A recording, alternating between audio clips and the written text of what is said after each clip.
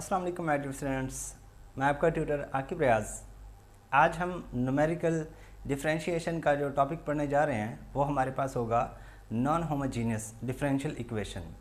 Previous lectures में हमने पढ़ा था जस्ट होमोजीनियस इक्वेशंस को और नॉन होमोजीनियस का हम आज पढ़ेंगे।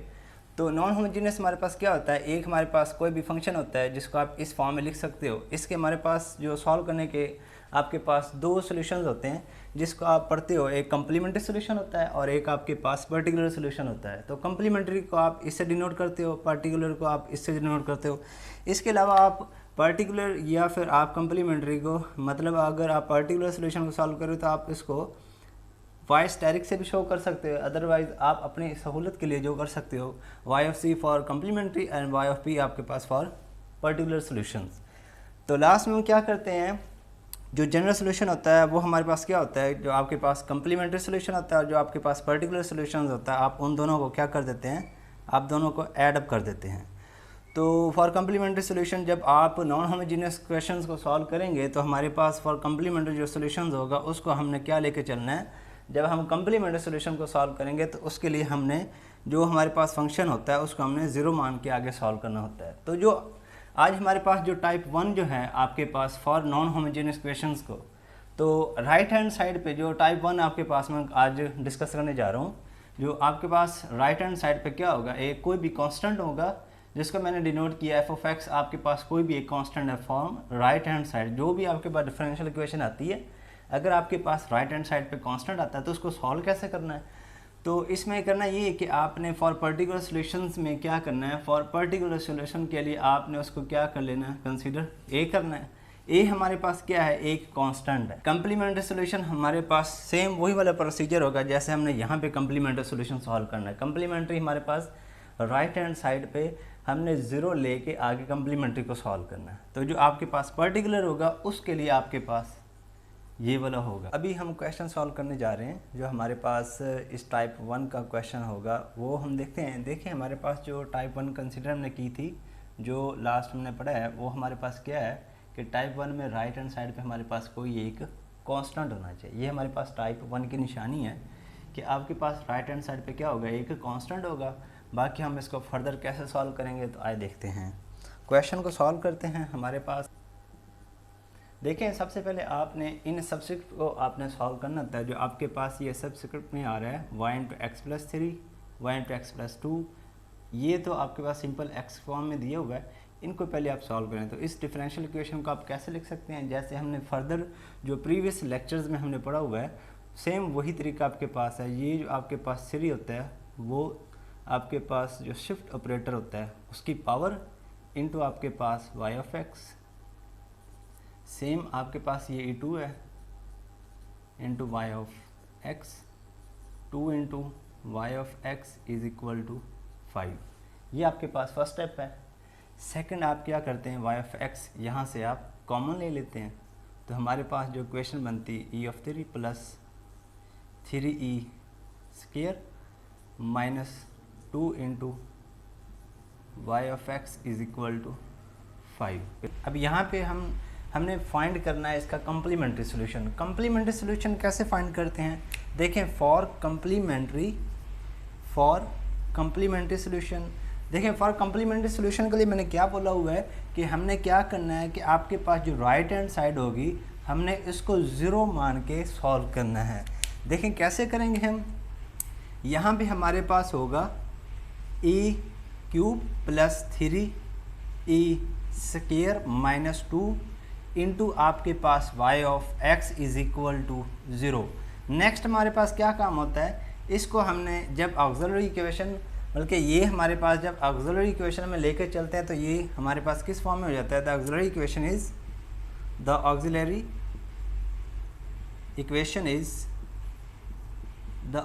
इक्वेशन वो हमारे पास क्या आती है, m cube plus 3m square minus 2 is equal to 0। तो ये हमारे पास ऑक्सिलरी इक्वेशन आ गई। नेक्स्ट हम क्या करते हैं, क्योंकि ये हमारे पास क्वाड्रेटिक इक्वेशन तो है नहीं, ये हमारे पास क्यूबिक फॉर्म में है। तो क्यूबिक फॉर्म में हम क्या सॉल्व करते हैं, इसको हम सॉल्व करते हैं फॉर हमारे पास होता है सिंथेटिक डिवीजन के ज़रिए से सॉल्व। तो हम यहाँ पे m की वैल्यू कौन सी पुट करेंगे कि हमारे पास ये इज इक्वल टू 0 आ जाए।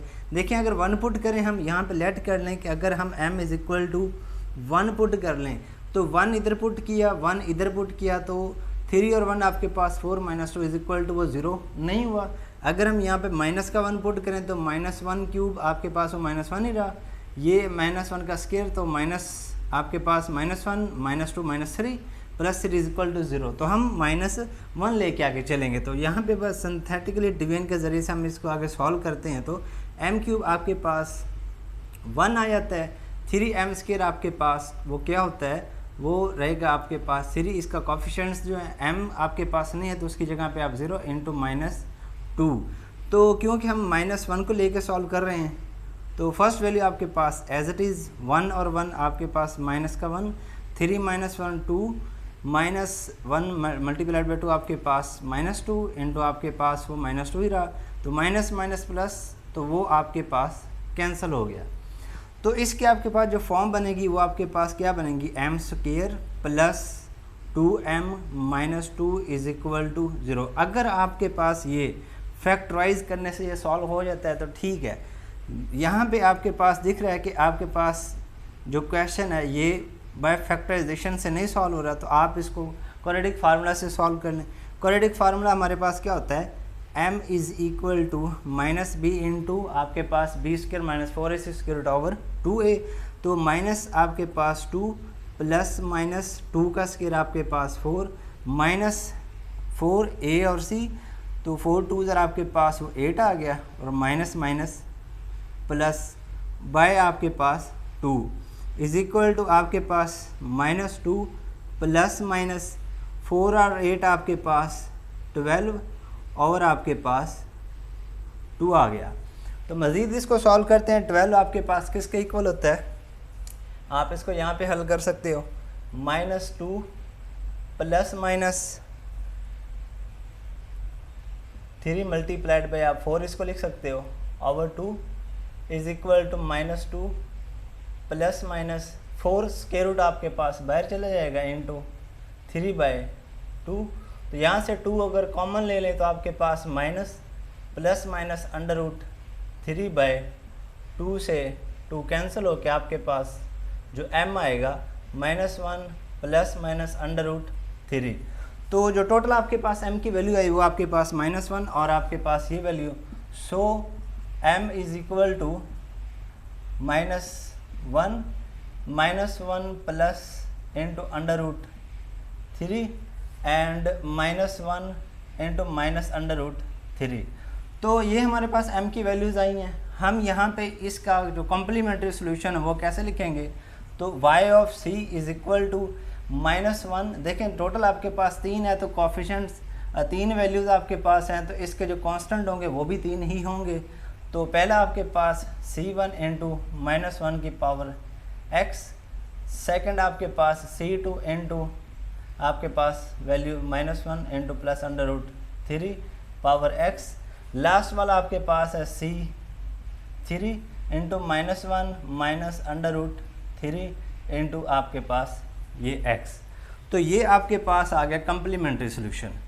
अब हम इसका जो पर्टिकुलर सोल्यूशन है वो हम सॉल्व करते हैं।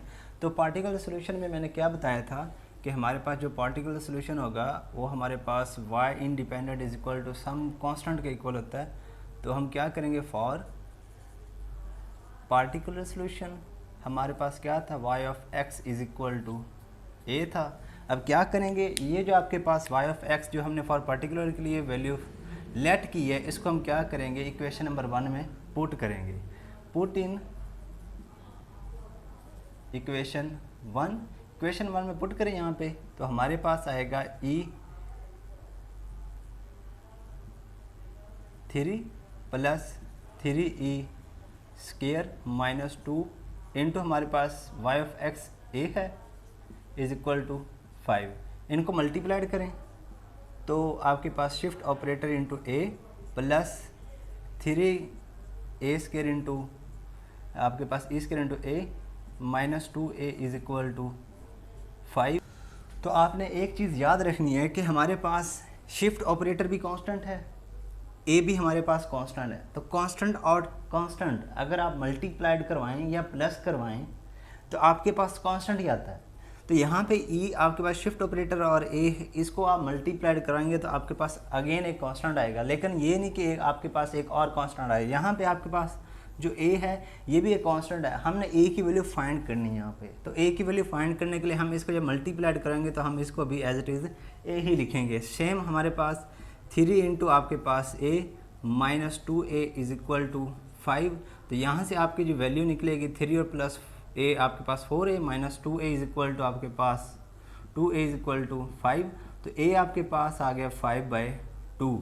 तो यहाँ से हमारे पास a की वैल्यू आई फॉर पार्टिकुलर सोल्यूशन। सो हमारे पास जो पार्टिकुलर सोल्यूशन बना y of x is equal to आपके पास है 5/2, और जो पार्टिकुलर सोल्यूशन बनेगा जिसको आप ऐसे लिखते हैं y ऑफ p, वो आपके पास है 5/2। आखिर में आप जनरल सोल्यूशन फाइंड करने के लिए क्या करते हैं कि आप जनरल सोल्यूशन आपके पास क्या होता है कि आप y फॉर कम्प्लीमेंट्री और y फॉर पार्टिकुलर सोल्यूशन दोनों को आप ऐड कर देते हैं। तो आपके पास जो कम्प्लीमेंट्री सोल्यूशन बना है वो आपके पास ये वाला है c1 into -1 of x plus c2 into -1 plus √3 into आपके पास x प्लस c3 है इंटू -1 माइनस √3 इंटू x, और पार्टिकुलर सोल्यूशन आपके पास आया था 5/2, तो वो आपके पास लास्ट में ऐड हो जाएगा। तो ये आपके पास सिंपल इसका सोल्यूशन है कि सबसे पहले आपने जो कम्प्लीमेंट्री सोल्यूशन है उसको simple as it is solve करना है, जैसे आप होमोजीनियस क्वेश्चन में सॉल्व करते थे। रह जाता आपके पास सिर्फ और सिर्फ पार्टिकुलर सोल्यूशन। तो अकॉर्डिंग टू कंडीशन जो दी होगी, राइट साइड पे कांस्टेंट आता है, ट्रिग्नोमेट्रिक कांस्टेंट आता है, आपके पास इक्वेशन बन रही लीनियर इक्वेशन है या फिर आपके पास क्वाड्रेटिक इक्वेशन है, वो हम फर्दर आगे बढ़ेंगे। लेकिन हमारे पास जो टाइप 1 है उसमें जस्ट आपके पास राइट साइड पे कांस्टेंट आना चाहिए। तो कांस्टेंट आया तो उसके मुताबिक हमने क्या रखा, y of x is equal to a रखा, उसके मुताबिक हमने इसको सॉल्व किया तो आपके पास पार्टिकुलर सोल्यूशन आया। और लास्ट में हमने क्या किया, आपके पास जो कम्प्लीमेंट्री और पार्टिकुलर सोल्यूशंस उन दोनों को हमने ऐड कर दिया। तो ये हमारे पास क्वेश्चन है इसका सोल्यूशन।